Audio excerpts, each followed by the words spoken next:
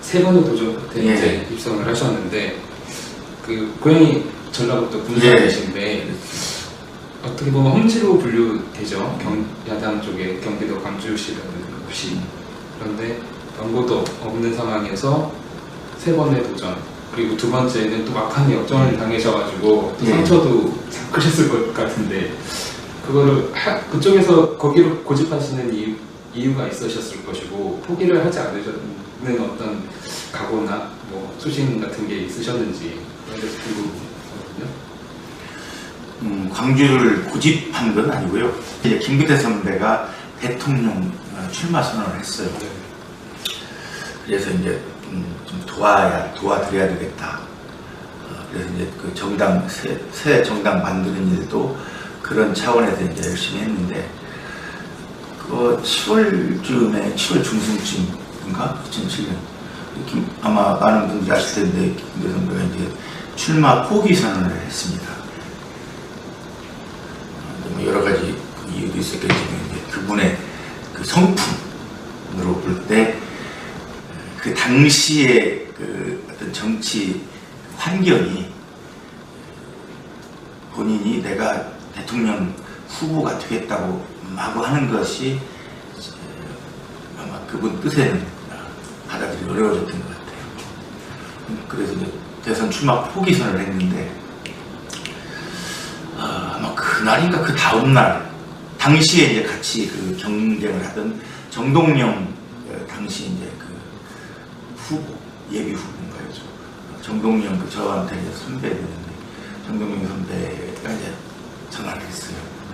그분도 저 개인적으로는 아주 가까운 그러니까 안 하셨는데 김기태 선배가 이제 출마 포기를 하니까 바로 그날 좀 도와줬으면 좋겠다. 그래서 저도 이제 그동안에 미안했던 부분도 있고 오랜 선배이고 가까운 분인데 독주를 했던 그래서 저도 뭐 두말을 하지 않고 그리고 이제 어쨌든 우리들은 정권 재창출이 필요하다고 봤기 때문에 돕겠습니다 하고는 이제 그야말로 본격적으로 시작을 했죠. 그때는 정동영 선배가 후보가 되기 전입니다.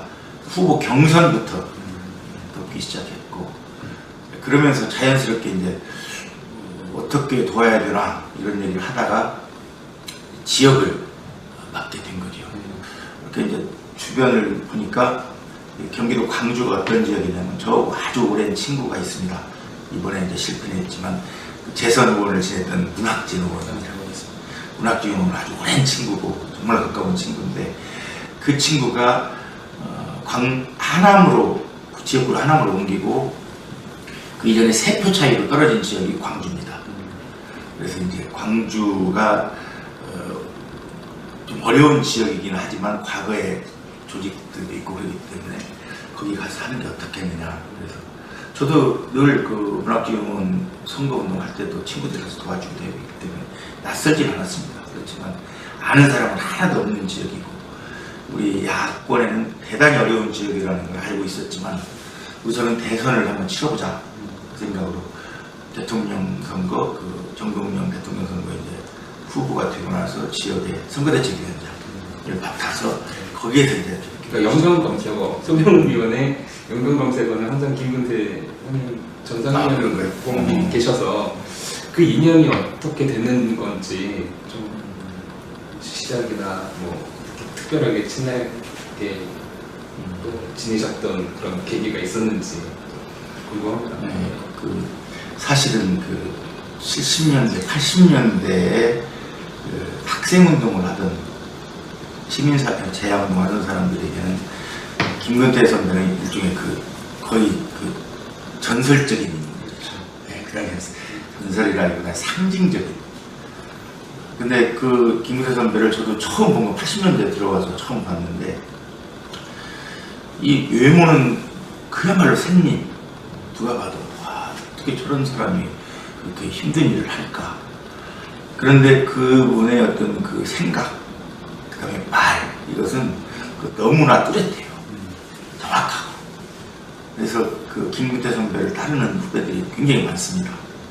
당시에는 이제 우리가 볼 때 양대 산맥이 있었어요. 김근태 선배하고 장기표 선배라고 있습니다.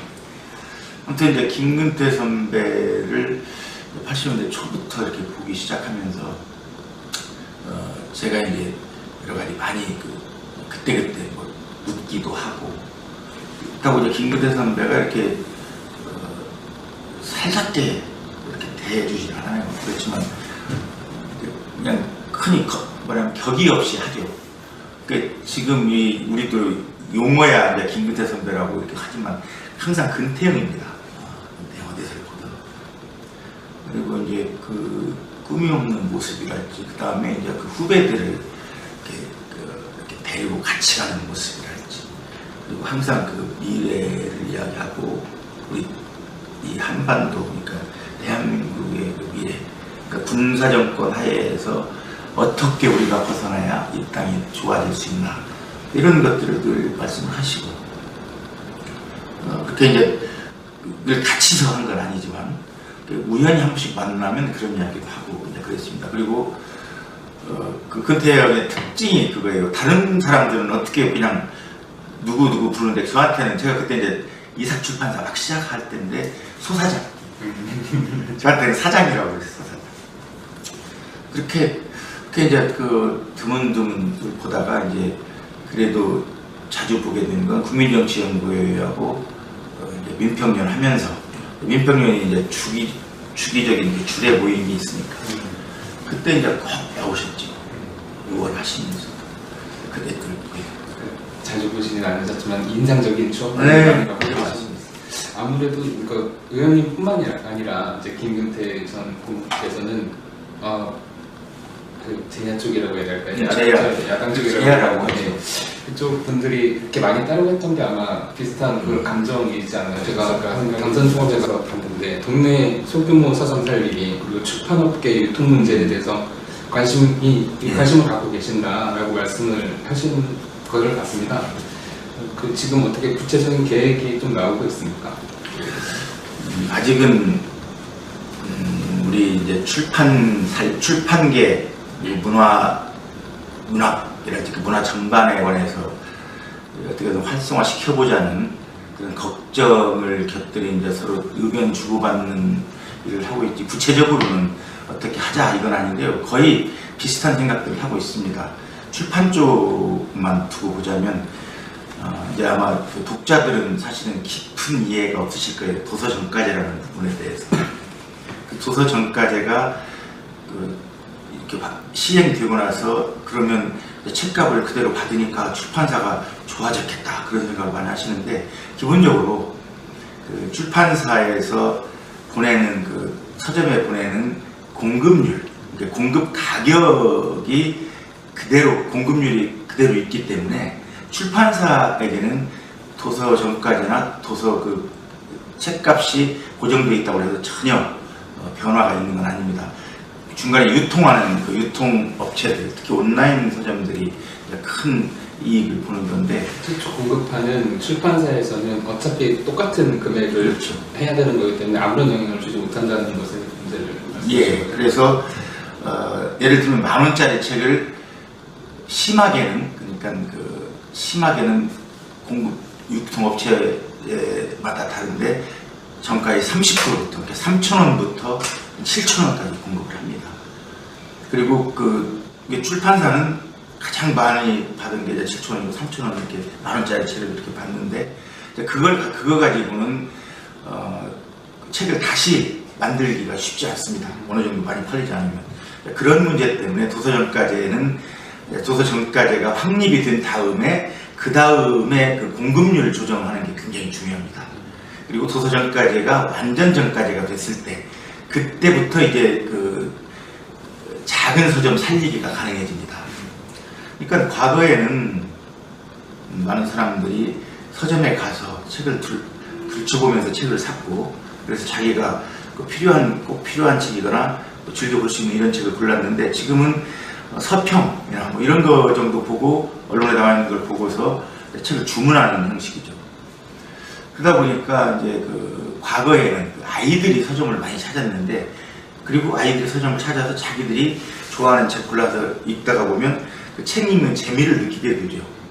이제 그 책 읽는 재미를 놓친 겁니다. 집안 그 작은 서점이 없어지면서, 서점 공간이 없어지면서. 그래서 그 도서점까지가 확립되고 공급률이 어느 정도 안정을 찾으면 중소, 그러니까 지역의 작은 서점이 살아날 수가 있습니다. 그러면 이제 그때 다시 서점을 찾아서 아이들이 바닥에 앉아서 책도 보고 좋은 책 골라가면서 읽는, 그래서 책 읽는 재미를 느끼게 되고, 그러면서 이제 장기적으로는 어떤 우리 아이들 학습 환경도 큰 변화, 학습 환경에도 큰 변화가 올 수가 있죠. 그리고 이제 무엇보다 중요한 건 지방 서점들이 지금 많이 없어졌습니다. 그걸 다시 살리려면 뭔가 새로운 포맷으로, 새로운 틀의 서점들이 있어야 되는데, 저는 이제 저뿐만 아니라 우리 주변에 있는 분들은 그런 계획을 가지고 있죠. 지방의 소도시의 작은 서점에 일종의 어떤 문화 공간을 한번 만들어보자.